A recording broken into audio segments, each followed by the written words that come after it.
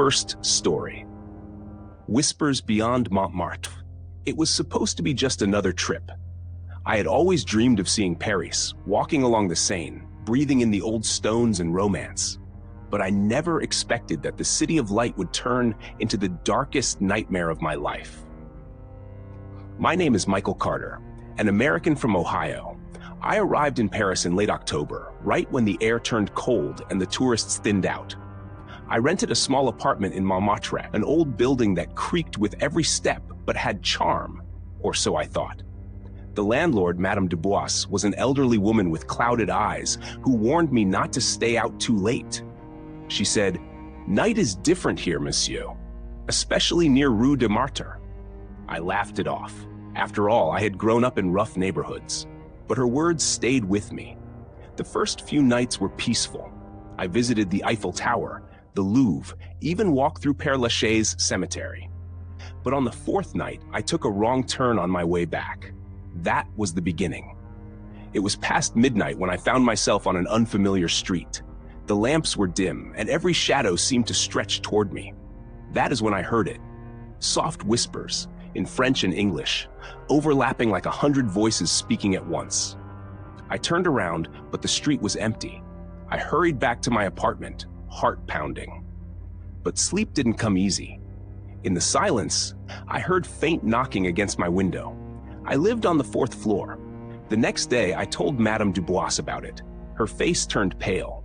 She muttered something about l'âmes perdues, the lost souls. She said they linger near Montmartre, searching for someone to join them. Again, I laughed it off. But deep down, I felt a cold weight settle in my chest. That evening, I avoided the dark streets and stayed inside. But just after midnight, the whispers returned, louder this time. They came from inside the apartment. I grabbed my phone and turned on the flashlight, sweeping it across the room. That is when I saw it. A face in the mirror, pale, with hollow eyes and a twisted smile. And behind it, more faces pressed against the glass, their mouths moving in silent screams. I stumbled back, crashing into the table. The light flickered, and for a second the room was filled with shadows that moved like liquid.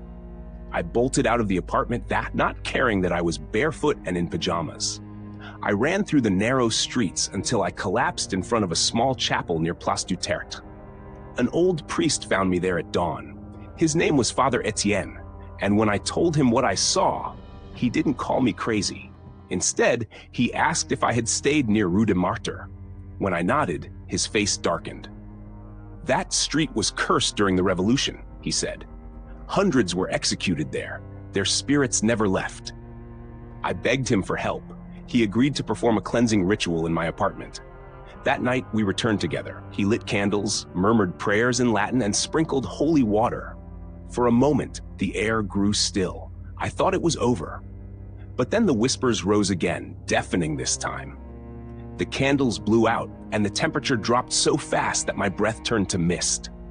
From the walls, the faces emerged, dozens of them, their mouths wide open in silent agony.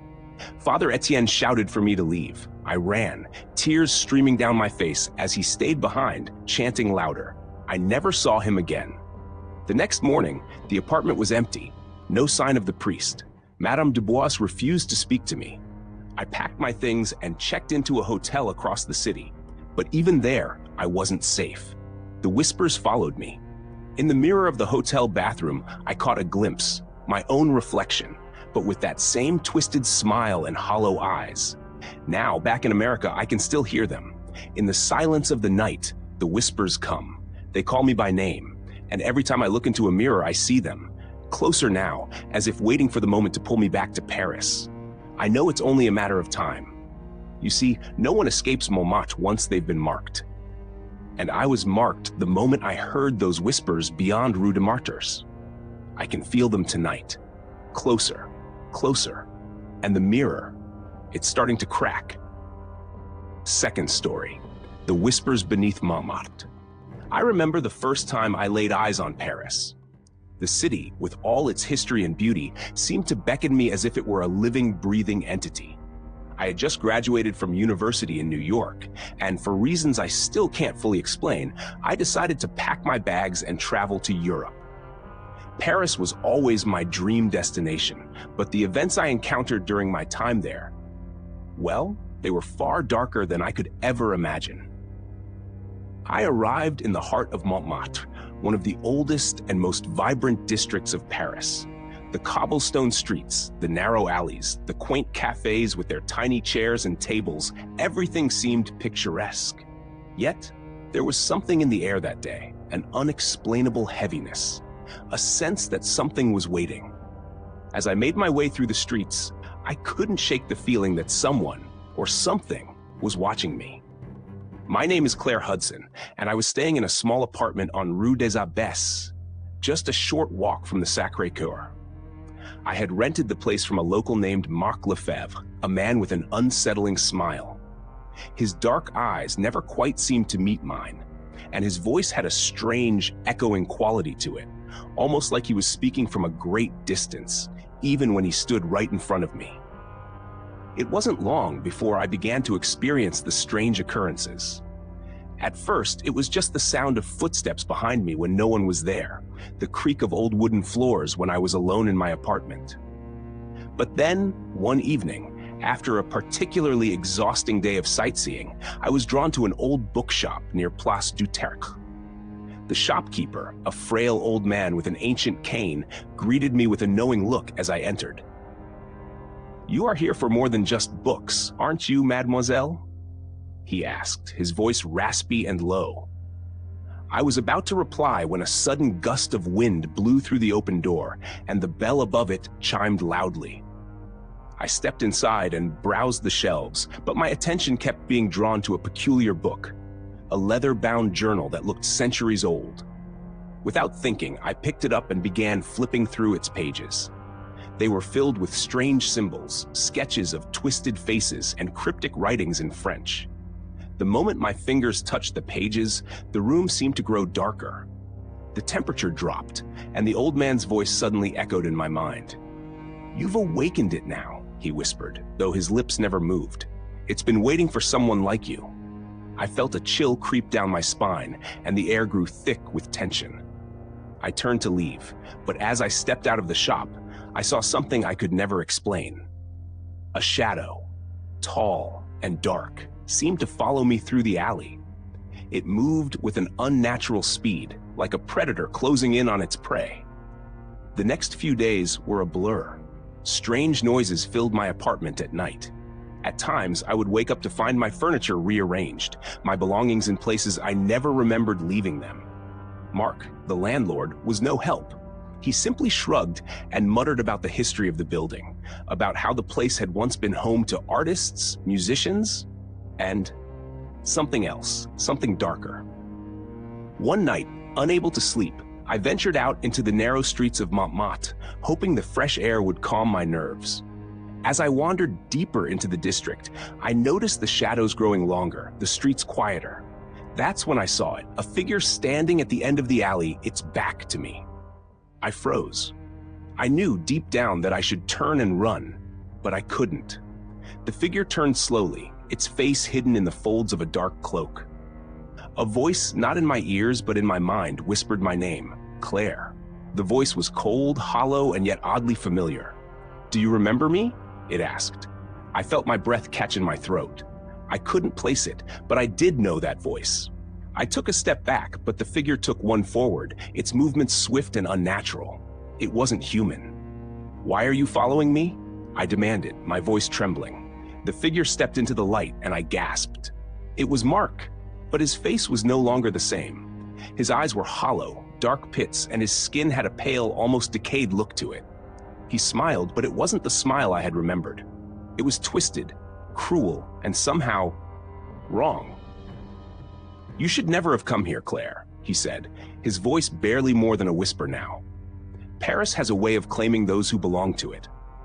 The moment those words left his mouth, I felt the ground beneath me shift. The air grew thick, and the once familiar streets of Montmartre twisted into something else, something ancient, something that should not exist. I tried to run, but my legs wouldn't obey. The shadows around me grew longer, consuming the streets, swallowing the light, The sound of whispers filled the air, voices from the past, from those who had walked these streets long before me.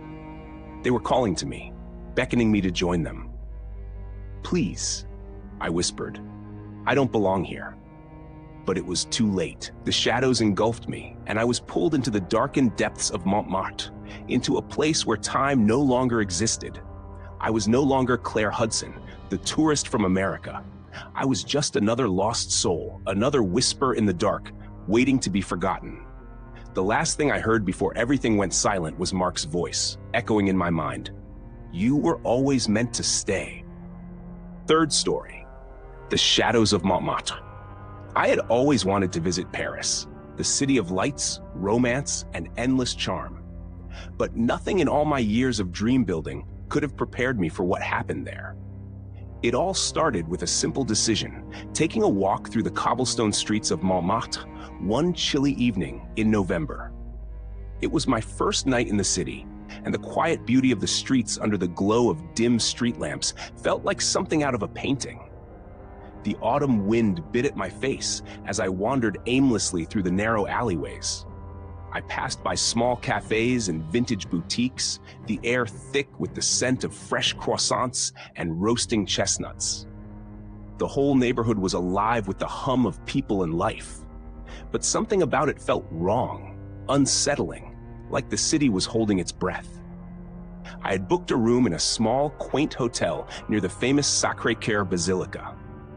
The hotel, Hôtel des Amants, was nestled at the base of the hill, a charming place with ivy crawling up its walls and an old-world feel. But when I checked in, the receptionist, a middle-aged man named Jacques, looked at me strangely, his eyes filled with something I couldn't place. He gave me my key wordlessly, and with a brief nod, he turned away. That night, I decided to take a walk up to the Basilica, hoping to catch a glimpse of Paris at night. The streets of Montmartre were alive with tourists, but as I made my way higher up, the crowds thinned out. I reached the top of the hill, where the Sacré-Cœur loomed above the city, glowing faintly under the moonlight. I stood there for a while, taking in the view, but then something caught my eye. A figure stood in the shadows near the steps of the basilica, partially obscured by the thick mist that had begun to settle in. It was a man, tall and lean, wearing a dark coat that flapped in the breeze. His face was obscured by a wide-brimmed hat, and I couldn't shake the feeling that he was watching me. I felt a chill run down my spine, but I brushed it off as nothing more than the paranoia that comes with being in a foreign city. I turned to leave, but something stopped me. A sound, barely a whisper, carried on the wind. It sounded like my name, Emily. I froze. The voice was faint, distorted. I looked around, but there was no one else on the steps. My heart began to race, but I couldn't tear myself away. The air felt thick with tension, like something ancient and sinister was stirring in the shadows. Emily. This time it was louder. I spun around, but the figure had disappeared. The street was empty now. The sounds of the city seemed to fade into an oppressive silence. My breath caught in my throat. I felt a sudden, overwhelming urge to run, but my legs wouldn't move. Then, out of the corner of my eye, I saw the man again. He was standing at the entrance to the narrow alleyway, his eyes gleaming with an unnatural intensity. He wasn't wearing a hat anymore, and I could see his face, pale, gaunt, with deep-set eyes that seemed to look right through me. He was smiling, but it wasn't a kind smile. It was the smile of someone who had seen things that no one should ever have to see. "You shouldn't have come here, Emily," he said, his voice barely more than a rasp. I stumbled backward, my mind racing. How did he know my name? Who was this man? I turned to flee, but the mist had thickened, and I couldn't see anything clearly. I couldn't hear anything except the pounding of my own heart. Panic set in as I realized I was lost, disoriented, trapped in a maze of unfamiliar streets. I found myself standing in front of a building I didn't recognize. The windows were dark, the doors shut tight. I tried the door handle, but it wouldn't budge. It felt like the city itself was closing in around me. Then I heard the footsteps. I turned, and there he was again, the man from the shadows. He was closer now, standing just a few feet away, his eyes fixed on me with an unnerving intensity. "You should never have come here," he repeated, his voice cold and dead. I screamed, but no sound came out. My legs felt like lead, my body frozen in place. He reached out, his cold fingers brushing against my arm, and I felt a wave of ice-cold terror surge through me. Everything went black.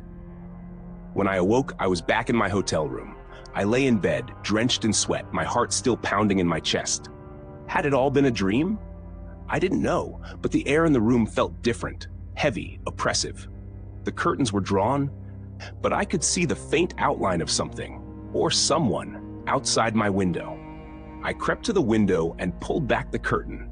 There, standing in the street below, was the man. His face was still hidden in the shadows, but I could feel his gaze on me. "Emily," he whispered again, the sound of my name drifting up to me like a cold breeze. I stepped back, panic surging through me again. My phone buzzed on the nightstand, and I snatched it up, hoping to call for help. But the message on the screen was like a punch to the gut. It was from Jacques, the hotel receptionist. "He is coming for you. There is no escape." Before I could react, I heard a loud knock on the door. My blood ran cold. I didn't open it. I just stared at the door, waiting for the inevitable. And then the door burst open. The man stood in the doorway, smiling that same horrible, predatory smile. Behind him, the room seemed to grow darker, the walls closing in. "There's no escape, Emily," he said, his voice a deathly whisper. "You're mine now." And with that, the darkness swallowed me whole. The next morning, the hotel room was empty. No signs of struggle, no signs that I had ever been there at all. Jacques would later tell the authorities that the room had always been vacant, that no one had ever checked in. But I know the truth. I am still here somewhere, lost in the labyrinth of Montmartre, never to escape the shadows.